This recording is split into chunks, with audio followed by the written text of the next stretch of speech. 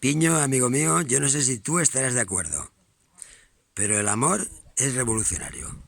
Y en estos momentos se está destapando el amor y nos gustaría conducirlo hacia más amor, a una multiplicación del amor. Yo no sé cómo expresarlo esto, pero yo creo que tú me entiendes.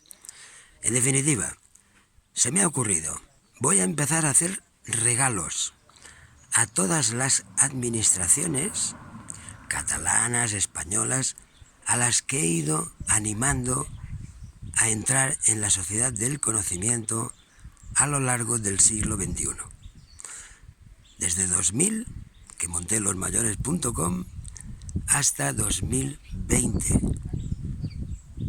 He atravesado varios desiertos. La gente padece porque no sabe que está entrando en un desierto. Entrar en un desierto, bueno, no puedes entrar con un BMW. Tienes que empezar a orientarte, buscar herramientas, pensar, hacer memoria de cuando hacíamos las cosas de otra manera y empiezas a encontrar algunos frutos que habías nunca considerado. La amistad, el equipo, el amor es revolucionario.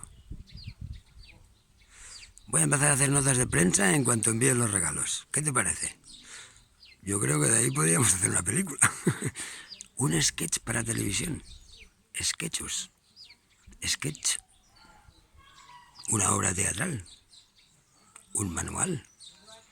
Enseñaríamos a los presidentes de la banca qué podrían hacer para participar en una mejora de la sociedad cuando salgamos de estos desiertos en los que cada uno entra a su desierto y cada uno tiene que utilizar su propia travesía.